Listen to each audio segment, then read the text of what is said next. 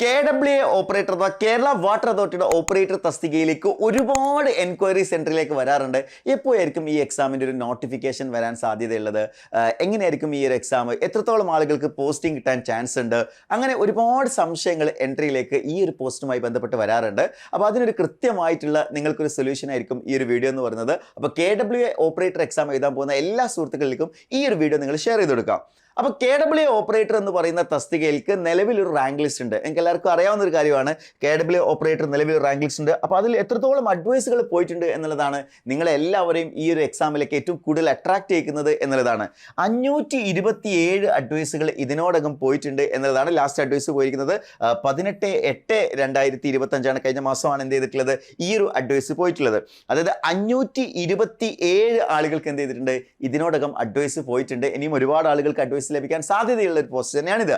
അപ്പോൾ KWA operator തസ്തിക എന്ന് പറയുന്നത് വേക്കൻസി വൈസ് നോക്കുകയാണെങ്കിൽ വൺ ഓഫ് ദ ബിഗ്ഗസ്റ്റ് ഓപ്പർച്യൂണിറ്റീസിൽ ഒന്ന് തന്നെയാണ്. അതുകൊണ്ട് തന്നെയാണ് ഒരുപാട് ആളുകൾ ഇതിനു വേണ്ടി ട്രൈ ചെയ്യാൻ തീരുമാനിച്ചിട്ടുള്ളത്. എന്നാൽ എല്ലാവർക്കും ഉള്ളൊരു സംശയമാണ്, ഈ എക്സാം എപ്പോഴായിരിക്കും ഇനി കണ്ടക്ട് ചെയ്യുക എന്നുള്ളത്.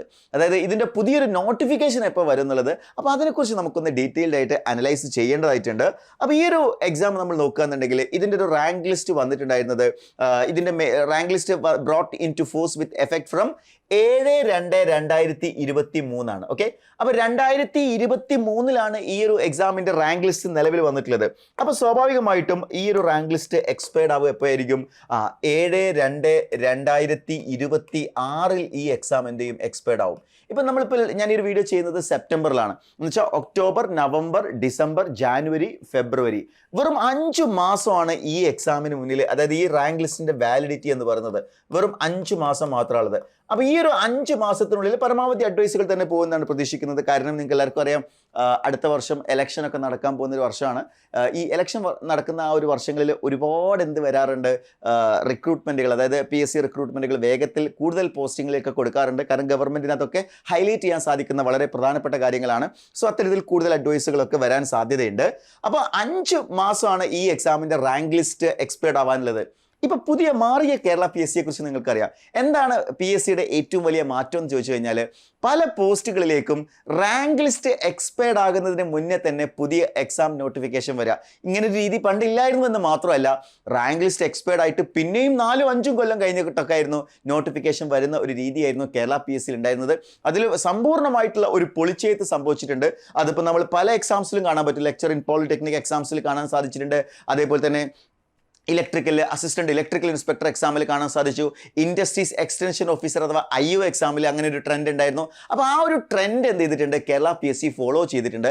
അതേ പാറ്റേണിൽ നമ്മൾ നോക്കുകയാണെന്നുണ്ടെങ്കിൽ ഇതേ കാര്യം ഇവിടെയും സംഭവിക്കാൻ തന്നെയാണ് സാധ്യത. അപ്പോൾ എപ്പോൾ നോട്ടിഫിക്കേഷൻ വരും ചോദിച്ചു കഴിഞ്ഞാൽ അതിനൊരൊറ്റ ആൻസറേ എനിക്ക് പറയാനുള്ളൂ, ഇനി അധികം വൈകില്ല എന്നുള്ള കാര്യം തന്നെയാണ്. കാര്യം എക്സാമിന് ഇനി റാങ്ക് ലിസ്റ്റിന് 5 മാസത്തെ വാലിഡിറ്റി കൂടി ബാക്കിയുള്ളൂ. അപ്പോൾ പിന്നെ ഇതിൻ്റെ ഡേറ്റിനെ കുറിച്ച് നിങ്ങൾ ആലോചിച്ച് ബോധർ ചെയ്യേണ്ട കാര്യമില്ല. ഒരുപാട് വേക്കൻസീസ് ഉള്ളത് കൊണ്ട് നിങ്ങൾക്ക് ഈ എക്സാം പെട്ടെന്ന് ക്രാക്ക് ചെയ്യാൻ പറ്റുമെന്ന് ആരും വിചാരിക്കേണ്ട. നിങ്ങൾ പ്രിപ്പറേഷൻ ചെയ്യാൻ ഉദ്ദേശിക്കുന്നുണ്ടെങ്കിൽ നിങ്ങൾ എത്രയും പെട്ടെന്ന് തന്നെ നിങ്ങളുടെ പ്രിപ്പറേഷൻ സ്റ്റാർട്ട് ചെയ്യേണ്ടതായിട്ടുണ്ട്.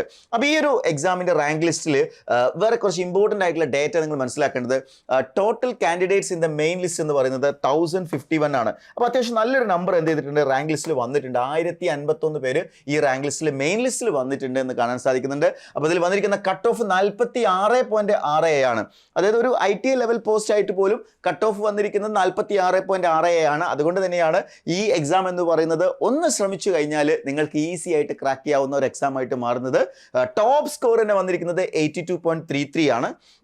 ഇനി ഈ എക്സാമിൻ്റെ ഒരു സേഫ് സ്കോർ ആയിട്ട് ഇപ്പം നിലവിൽ ജോലി കിട്ടിയ ആൾക്കാരുടെ ഒരു നമ്പേഴ്സ് നമ്മൾ നോക്കുകയാണെങ്കിൽ ഒരു 54 മാർക്കിൻ്റെ മുകളിലോട്ടുള്ള ആളുകൾക്ക്, 54 മുകളിലോട്ടുള്ള ആളുകൾക്കൊക്കെ എന്ത് ചെയ്തിട്ടുണ്ട്, അഡ്വൈസ് പോയിട്ടുണ്ട്. ഇനിയും അഡ്വൈസ് പോകും, അതിന് താഴോട്ടും വരാൻ സാധ്യതയുണ്ട്. അപ്പോൾ ഞാനൊരു സേഫ് സ്കോർ ആയിട്ട് പറഞ്ഞത് 54 ആണ്. അപ്പോൾ ഈ ഒരു രീതിയിലാണ് കഴിഞ്ഞ പ്രാവശ്യത്തെ എക്സാമിൻ്റെ റാങ്ക് ലിസ്റ്റ് നോക്കുന്ന സമയത്ത് നമ്മൾ മനസ്സിലാക്കേണ്ട കാര്യങ്ങൾ. ഇനി കേരള വാട്ടർ അതോറിറ്റിയുടെ ഈ ഒരു പുതിയ നോട്ടിഫിക്കേഷൻ എപ്പോൾ വരും ചോദിച്ചു കഴിഞ്ഞാൽ അതിനുവേണ്ടി നിങ്ങൾ കാത്തിരിക്കുകയാണെങ്കിൽ നിങ്ങളുടെ മാർക്ക് കുറയുമെന്നുള്ള എന്നുള്ള കാര്യങ്ങൾ മനസ്സിലാക്കുക. എത്രത്തോളം നേരത്തെ നിങ്ങളുടെ പ്രിപ്പറേഷൻ സ്റ്റാർട്ട് ചെയ്യുന്നോ അത്രത്തോളം നിങ്ങൾക്ക് എന്ത് ചെയ്യാൻ പറ്റും, റാങ്ക് ലിസ്റ്റിൽ മികച്ചൊരു പൊസിഷനിലേക്ക് എത്താൻ പറ്റും. അപ്പോൾ ഇലക്ട്രിക്കൽ, മെക്കാനിക്കൽ, ITI, ഇലക്ട്രീഷ്യൻ തുടങ്ങിയ അത്തരം ക്വാളിഫിക്കേഷൻസ് ഉള്ള ആളുകൾക്കാണ് എന്ത് ചെയ്യാൻ പറ്റുന്നത്, ഈ പറഞ്ഞിരിക്കുന്ന KWA ഓപ്പറേറ്റർ തസ്തികയിലേക്ക് അപ്ലൈ ചെയ്യാൻ പറ്റുക. അപ്പോൾ ഈ ഓപ്പർച്യൂണിറ്റി മാക്സിമം യൂട്ടിലൈസ് ചെയ്യുക. അതായത് ഈ ഒരു ഓപ്പറേറ്റർ തസ്തികയിൽ 527 അഡ്വൈസ് പോയിട്ടുള്ള, ഒരു പക്ഷേ അതിൽ കൂടുതൽ അഡ്വൈസുകൾ, ഒരു 1000 അഡ്വൈസ് വരെയൊക്കെ പോകാറുള്ള ഒരു പോസ്റ്റ് കൂടിയാണ് KWA ഓപ്പറേറ്റർ. പക്ഷേ ഇത്തവണ കഴിഞ്ഞ പ്രാവശ്യത്തെ ലിസ്റ്റിൽ അത്രത്തോളം പോയിട്ടില്ലെങ്കിലും ഇനി വരാനിരിക്കുന്ന ലിസ്റ്റിൽ ഒരു പക്ഷേ ബിഗ്ഗർ ആയിട്ടുള്ള ഓപ്പർച്യൂണിറ്റീസ് ആയിരിക്കും വരാൻ പോകുന്നത്. സോ ഈ അവസരം നിങ്ങൾ ഒരിക്കലും മിസ് ചെയ്യരുത്.